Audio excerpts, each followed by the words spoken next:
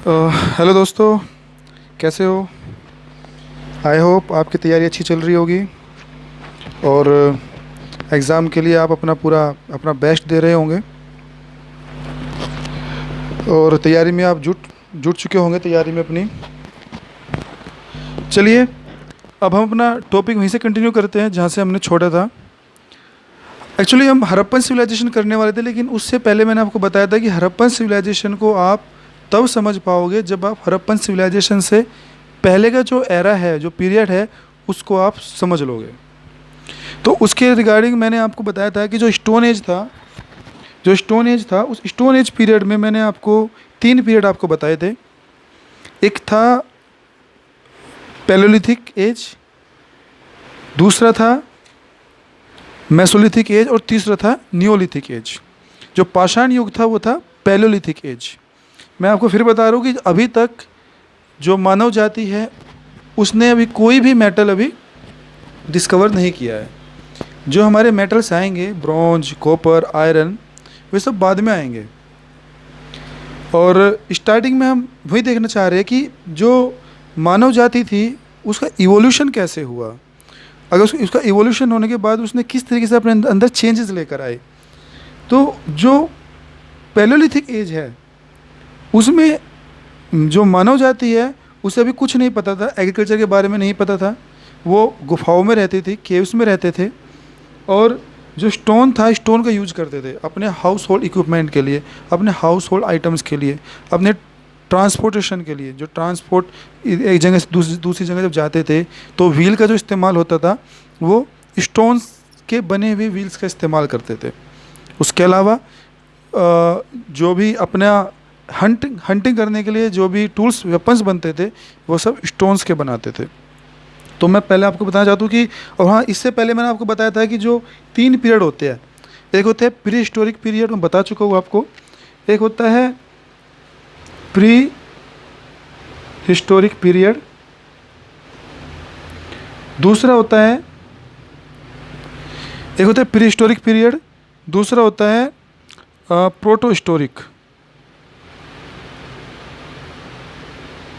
Proto historic period, तीसरा है हमारा हिस्टोरिक पीरियड। ये वैसे मैं आपको बता चुका हूँ लेकिन मैं फिर से आपको एक बार बताता हूँ। जो प्री हिस्टोरिक पीरियड है, इस पीरियड में ये वो पीरियड है जो इतिहास का, जो हम वो पीरियड पढ़ेंगे जिसमें हमें कोई भी टेक्स्ट नहीं मिलता। टेक्स्ट मतलब लिखित में हमें कोई ऐसे एविडेंस नहीं मिलते कि हम उसको समझ सके कि उस टाइम पर लोगों ने क्या लिखा था या उस टाइम का कल्चर कैसा था, सोसाइटी कैसी थी। तो ये था प्री हिस्टोरिक पीरियड। और प्री हिस्टोरिक पीरियड उसके बाद है प्रोटो हिस्टोरिक पीरियड। मैंने बताया ना, प्री हिस्टोरिक पीरियड में क्या था, टेक्स्ट नहीं था, कोई लिटरेचर भी नहीं थी। इसके अलावा जो प्रोटो हिस्टोरिक पीरियड है, प्रोटो हिस्टोरिक पीरियड वो पीरियड है जिसमें हमें इंस्क्रिप्शंस मिलते हैं, सील्स पे लिखा हुआ मिलता है, वॉल्स पे लिखा हुआ मिलता है। ये हमें लिखा हुआ मिलता है but we are not able to understand that what the people were trying to say. मतलब वे लोग क्या कहना चाह रहे थे, किस प्रकार का उस टाइम समाज था, कल्चर था। उस टाइम पर लोग किस प्रकार से अपनी बातें करते थे, किस प्रकार से वे जो है अपनी रहना सहना, किस प्रकार लाइफ स्टाइल कैसी थी, वो हम इस पे जो है लिखा मिलता है। लेकिन जो प्रोटो हिस्टोरिक पीरियड है उसमें लिखा हुआ तो मिलता है, टेक्स्ट्स मिलते तो है, but we are not able to decipher those texts. ये हम डेसिफर नहीं कर पाते, मतलब हम जो है इनको समझ नहीं पाते कि एक्चुअली में कहना क्या चाहते थे। तो वो था प्रोटो हिस्टोरिक पीरियड।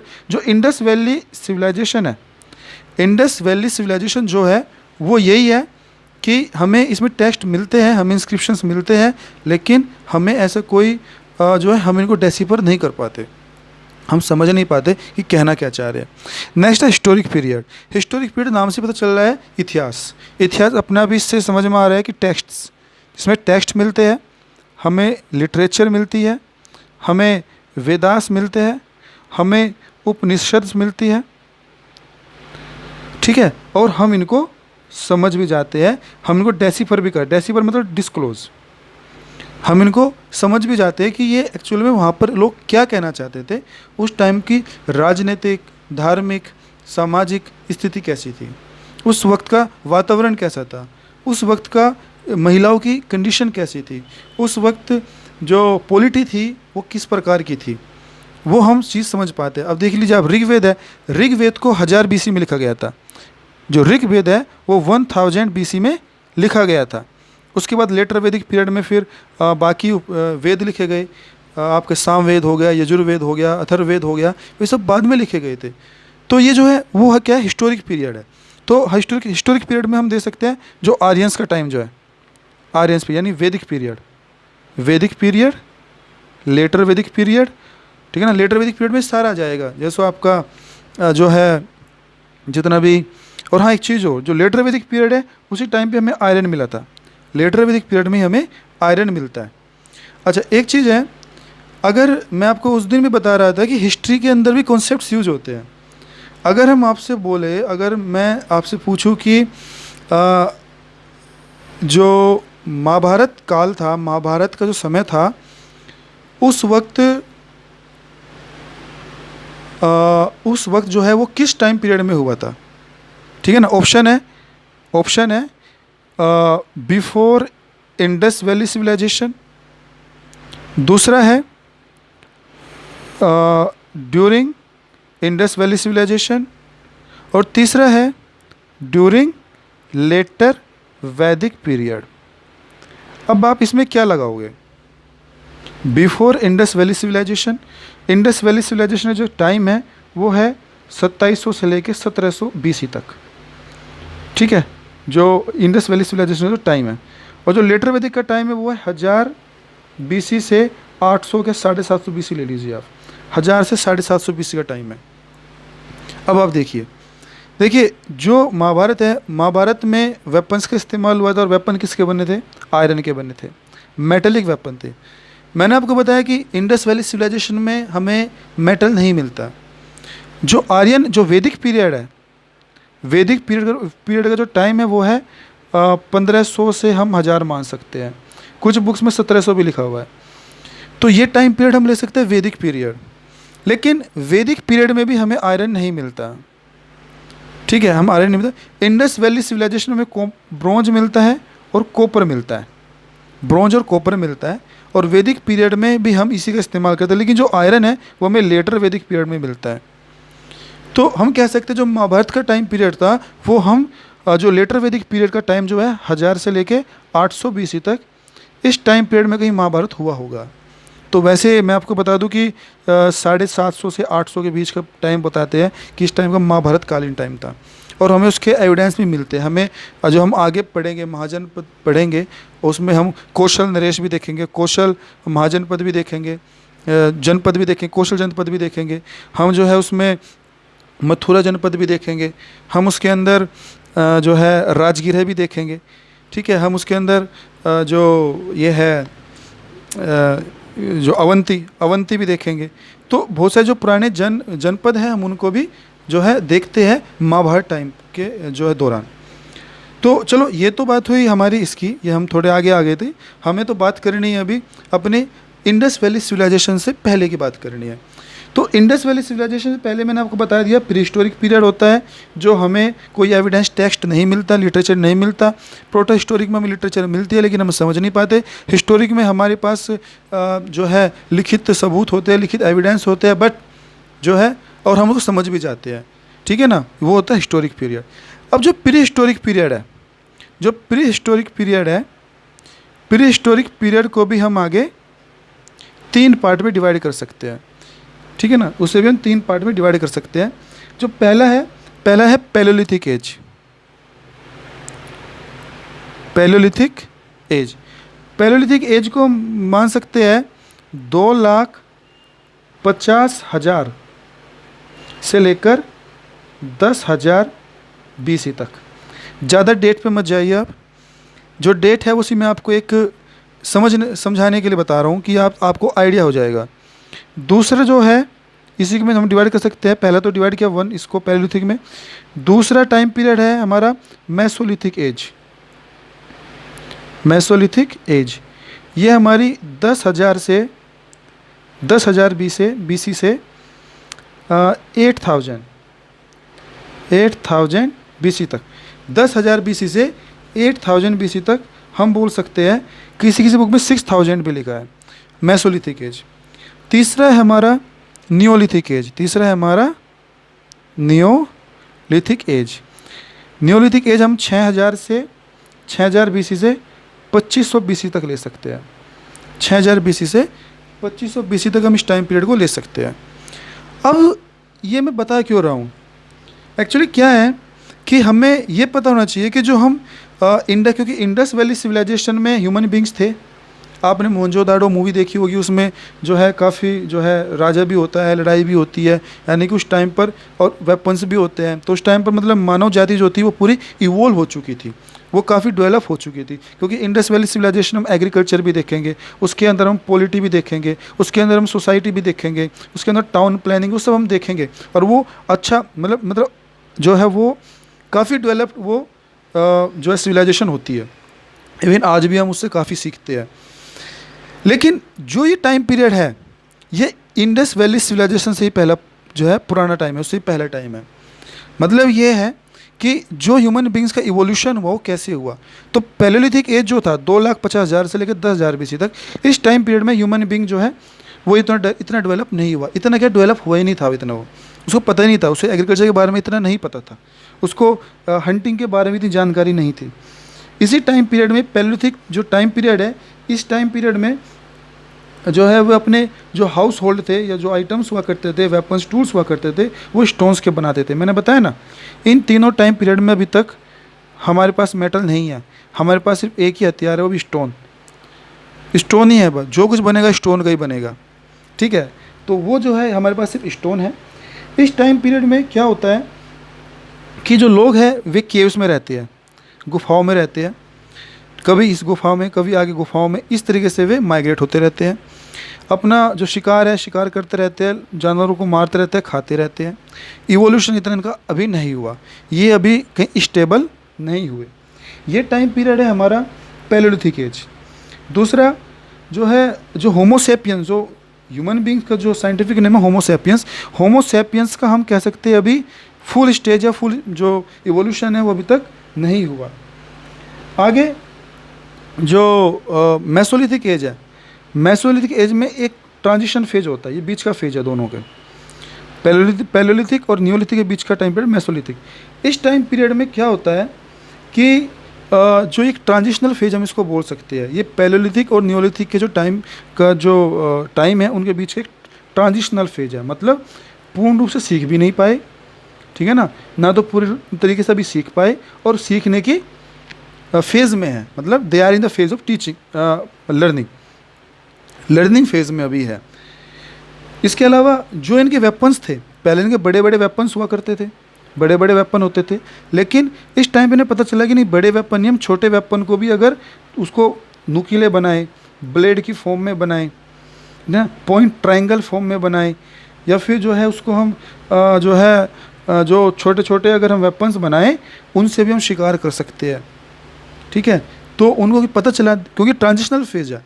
तो ये टाइम पीरियड मेसोलिथिक एज। और इसके अलावा अच्छा, जो हम अगर एविडेंस देखें इसके, मैंने बताया ना टेक्स्ट तो हमारे पास है नहीं, हमारे पास सिर्फ एविडेंसेस है। एविडेंस हम इसके देखें तो इसका एविडेंस ये है कि जो हमने आपने सुना होगा भीमबेटका केव्स, भीमबेटका केव्स। जो भीमबेटका केव्स है, भीमबेटका केव्स में हमें एविडेंस मिलती है कि ये मेसोलिथिक टाइम पीरियड के रही है। भीमबेटका केव्स मेसोलिथिक पीरियड के रही है। जो मिर्ज़ापुर है, मिर्ज़ापुर में हमें अच्छी इनकी आर्ट मिलती है। जो वहाँ पर केव्स है उन केव्स में हमें आर्ट्स मिलते हैं कि इन किस तरीके से आर्ट्स बनाई थी अपनी। अब वो हम समझ नहीं पा रहे हैं कि वो किस तरीके से, बट ये है कि हमें एविडेंस मिल रहा है, फिजिकली हम उनको देख पा रहे हैं, क्योंकि टेक्स्ट तो कुछ है नहीं कि हम समझ पाए। इसके अलावा है तीसरा हमारा third and last, that is neolithic age. Neolithic age में बताया 6,000 BC से लेकर 2500 BC। और 2520, और ये जो फेज है न्यूलिथिक एज, ये पूरा मैच्योर्ड फेज है। मतलब इस फेज में ह्यूमन बींग्स जो था वो पूरा इवोल्व हो चुका था, डेवलप हो चुका था, स्टेबल हो चुका था, और एग्रीकल्चर में भी इन्वॉल्व हो चुका था। एग्रीकल्चर में भी इन्वॉल्व हो चुका था। वो खेती भी करता था, वो जो है कैटल को भी, अपने जो पेट एनिमल्स है वो भी रखता था, कैटल को रखता था, शीप, गोट, ये सब एनिमल्स उस टाइम पर हुआ करते थे। तो मतलब क्या है कि अब वो माइग्रेट ना होके, अब वो फिक्स, अब जो है अब स्टेबल हो चुका है, अब वो पास्चर लैंड ना, मतलब जो है माइग्रेट ना होके, अब वो एक जगह जो है स्टेबल होकर खेती भी करने लगा है, पशु को भी पालने लगा है और खेती करने लगा है, जिसमें वो फ्रूट्स जो है वो उगाने लगा है। उसके अलावा कॉर्न उगाने लगा है, और इसके अलावा हम रागी, ग्राम, ये सब क्रॉप्स उस टाइम पर आ चुकी थी और वो इनको बोने लगा था, इनको कल्टीवेट करने लगा था। और कैटल, शीप और गोट, ये 3 एनिमल्स थे जो उस टाइम पर वो उनको डोमेस्टिकेट करना शुरू कर दिया था। हम इसे एग्जाम्पल देखें तो क्या क्या एग्जाम्पल हो सकते हैं। एक पहली साइट है हमारी गुफ कराल, पहली है गुफ कराल, दूसरी है बुर्ज होम, ये J&K में है, बुर्ज होम। तीसरा है हमारा मेहरगढ़, ये वो साइट्स है। अब ये पूछता भी है कि गुल्फ करल, बुर्ज होम और मेहरगढ़, और एक है हमारी चिरांड। जो चिरांड है ये भी हमारे उस टाइम की एक साइट है, जहाँ से हमें पता चलता है कि ये जो साइट रही होगी ये न्योलिथिक टाइम पीरियड की रही थी। तो ये था न्योलिथिक एज, जिसमें और जो है जो ह्यूमन बींग्स था उसे होमोसेपियंस की उपाधि, मतलब उपाधि क्या, वो होमोसेपियंस में कन्वर्ट हो चुका था, स्टेबल हो चुका था, और अब उसका मैच्योर्ड फेज, ये न्योलिथिक फेज जो था एक मैच्योर्ड फेज था, उसकी स्टेबिलिटी का फेज था। इसमें वो पोट्री है, पोट्री भी अपनी बनाने लगा था, बर्तन भी बनाने लगा था अपने। तो ये था हमारा न्योलिथिक एज। अब मैंने कहा ना, जो न्योलिथिक एज है वो हमारा 6000 से 2500 BC है, और जो हमारा इंडस वैली सिविलाइजेशन है वो हमारा 2500 BC से लेकर 1500 और कुछ बुक में 1700 दे रखा है, 1700 BC तक का। इस टाइम पीरियड में हमारा क्या होता है, इंडस वैली सिविलाइजेशन हमारा ग्रो करता है, आगे डेवलप करता है। अब देखिए, इंडस वैली सिविलाइजेशन तक तो मैच्योर हो ही चुका है ह्यूमन बीइंग, लेकिन ये जो 3 पीरियड है हमें समझना जरूरी था। और हाँ, एक चीज़ और, जो ये मैंने आपको बताया है इसमें से सीधा कोई क्वेश्चन नहीं आएगा। अब आपका प्रश्न ये होगा कि सर इसमें से जो है हम क्या पढ़े और क्या आएगा, ठीक है, हमें कैसे पढ़ना है इसको। आपको इसमें जो पढ़ना है वो कुछ नहीं पढ़ना, सिर्फ ये देखना है आपको कि भैया समझना है सिर्फ आपको कि प्री हिस्टोरिक पीरियड कौन सा है, प्रोटो हिस्टोरिक कौन सा है, और हिस्टोरिक पीरियड कौन सा है।